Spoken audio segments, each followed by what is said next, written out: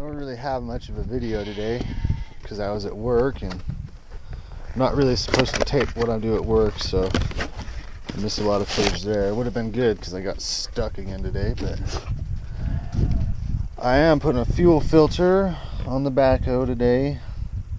Came out to run it the other day and the bowl was just completely filled with ice. The water had frozen there and it stopped running, and you look in there and what do you know, it's a solid chunk of ice. And I actually thought I was out of fuel, but my father corrected me because he knows best. This whole thing kind of just threads on. Just taking it out now. Let me get it out. See, this bowl here is where all the fuel actually sits. And I've seen people do this before where they don't clean this out. And I think that they missed an opportunity to do something right. It just doesn't take a whole lot of extra effort, you know what I mean? Man, it's been something else of a day. I was pulling that chipper around again and got stuck, and what a fiasco. There's one O-ring on the stem there, and this is pretty common for a lot of fuel filters, so it's important to get that one off. I guess if it's in good condition you can just let it be, but I like to try to do things the right way when I can. This is the tool I like to use to get O-rings in situations like this. And when you're doing this, you want to be gentle as possible. In a lot of situations, this one is an example of, it's not super critical, only because when you get this O-ring off, it's not a high pressure seal necessarily or something that's going to cause you a lot of heartache, but it could be translate into a fuel leak, which most of the time is a bad thing. You know, you got dirty equipment and you're used to it, but you still want to be clean when you can. But there's a lot of situations where you just want to be real gentle. And if you notice, this one doesn't have a super sharp point to scratch things. If this is the seal on the shaft, you know, you kind of have to pry. You just get behind this O-ring gently, try not to scratch the shaft or whatever it is that it's sitting on, or the slot that it's in. And if you get behind there, you can kind of pull the one down and then go around, and it should pull the whole thing off. And if you're real good at it, you'll just have it on the tool like this. Except that I dropped it. I didn't get it that good that time, but it's a good way to get O-rings, especially in a situation like that. So it actually gives you several different options in this kit for these seals here on the filter, and that's oftentimes because they have multiple applications, but you just find the one that has the best seal. And see, this one, you see how it sits in here, and it's pretty flush with the sides, not a lot of tolerance between the edges. And then this one, I don't think that's going to make a good seal, so I'm just applying a little bit of common sense, which, you know, some people can do better than others, I guess. So I've got the new seal here now. Go ahead and replace that. Let's try to see if you can get an angle, and I know you probably can't see on the camera, up on the shaft. Oh shoot. That's an example of how I did not want that to go. It shot down. And I had a little bit of snow on there. I gotta clean that off. You know, any amount of water is just gonna usually translate into premature failure of your fuel filter. And I may be wrong on this, but probably most especially on a diesel engine, and especially on this type of setup where you got a canister filter, because water is just such a bad problem on these fuel systems. And here again, when you're installing that O-ring, the trick is to try to get it on there without marring the sealing surface, in this case being the O-ring itself or the shaft or the slot that it's sitting in, because, you know, even just small, you know, essentially microscopic things, or if there's applied any pressure, you know, it's just going to be oftentimes a big leak, and there again is just premature failure of your components.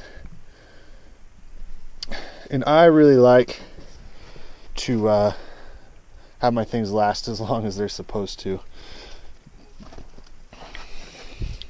Now what I'm going to try to do is get just a little bit of lubricity on these seals. And if I showed you exactly how I did it, it's probably not the way that you're supposed to. Now I'm not going to tell you what this product is that I'm using to apply a little bit of lubrication to these seals, but I think you all get the idea. I've actually read and been around people that get pretty upset when you do this type of application, but in my opinion it works well. This particular product dissolves in most petroleum distillates, like diesel fuel is a petroleum product, and I'm being pretty liberal on this one on top. It seems that sometimes this seal can give you a little bit of problem, and that does a couple things. It's going to help it seal, it's going to help it stick in place when I install it, and hopefully just translate into an all-around good seal so that we don't have to be doing this again prematurely. Get this back on there, just making sure it's all going to fit nice and even. So this is kind of tricky on some, on this particular machine, it's not in an unhandy spot, but it's not unusual necessarily for them to be in a pretty inconvenient spot. You see how much slop there is there. You can see that bolt moving all around. That's kind of the struggle that you're in. You got to get it centered. But the product that I put on the top to help seal it there kind of helps hold it in place. You can almost leave it there and it'll almost hang on its own suspension.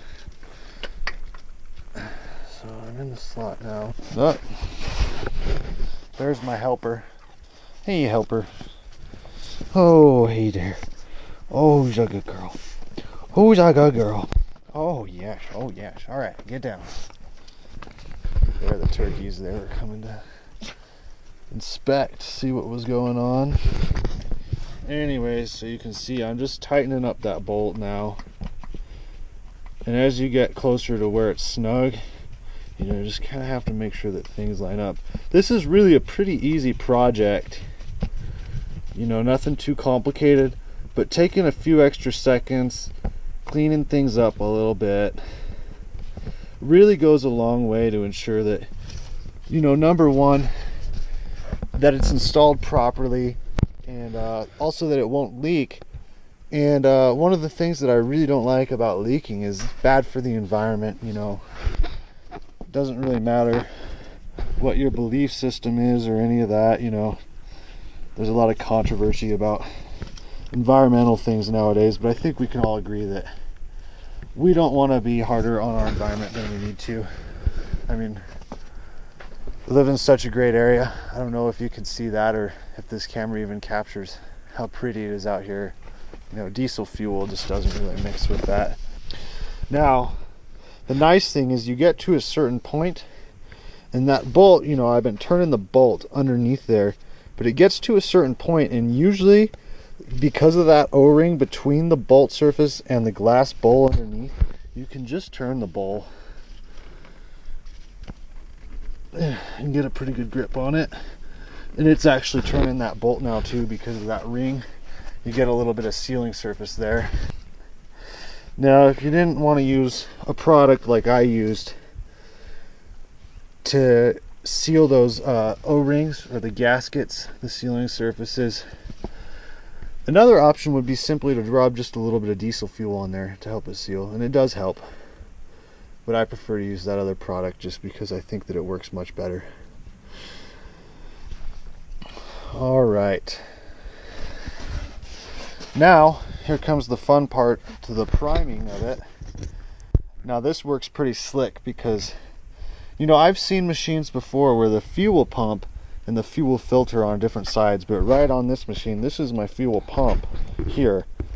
This is my fuel filter. They're very close. They're connected with this line here. Goes from the pump to the fuel filter, but it's also got what they call a priming pump right here. This is actually a pumping motion, and I'm pumping fuel back into the system. And if you watch in the bowl, I'm still just actuating that pump.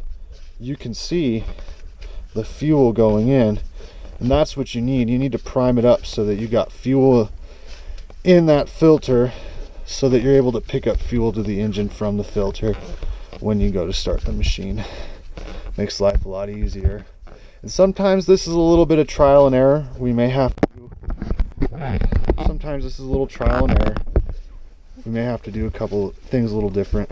Now once you get some fuel in your bowl, the next thing to get this thing, we call this priming, and which is essentially meaning that you're evacuating the lines of anything but fuel. In an ideal situation, you want only fuel in your fuel line. But now there's this at the top of the filter, and if you release that and then pump at the bottom of the fuel filter, you should see a little bit of diesel fuel come up and out, and that tells you that all the air is gone and you have just fuel in the line now. Fuel, you see it's spitting, that's air coming out. Air is not our friend. We want diesel fuel, so get it to where we get the bubbles out.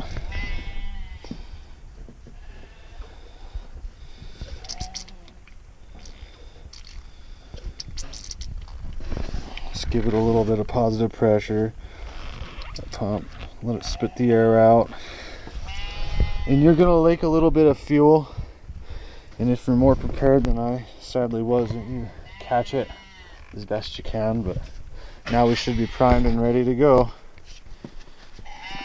so we'll go ahead and give it a test start. Well, if you've seen any of my other videos, you know that you can't ever just do something. It requires doing a bunch of other things to do one thing. And in this instance, that's starting the backhoe, because the battery's dead, and I'd love to say it's for some unforeseen mechanical circumstance, but I left the key on, so that's the next step of the project. Red to dead.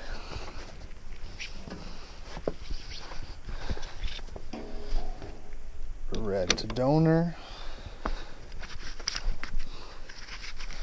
Then we ground to our donor.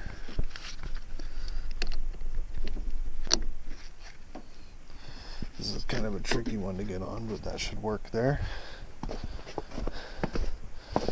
Now I find the best thing to do, rather than go through the battery where it's got to travel through this cable, is to get on a good ground on the tractor itself, because you know it's all grounded to the frame. So if you can find a good ground, and I don't know what the best ground is going to be for me, I'm going to try right here on this bolt.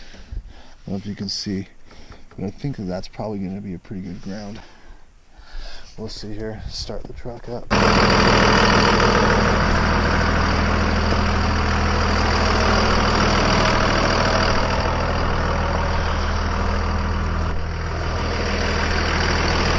I think it's good to let it run for just a couple of minutes. That does a few things, and it gives a chance for this system to charge up, and that way the battery's got a little bit of voltage, a little bit of power built up, so that when I do start this backhoe, this tractor, that the alternator's not having to work overtime to produce the power to keep up with it. So it's a little bit better on both vehicles to do it that way. If you use your imagination, between all of these pylons is our shop. Looks good in my imagination. I don't know how it is for you guys, but it's looking pretty good. Have to move the camper shell. It's going to be the hardest part of the job, but we'll manage. Alright, now that I've got that truck running for a couple minutes, go ahead and try to give this a start. Sometimes it's helpful to apply a little bit of ether, starting fluid, whatever you want to call it.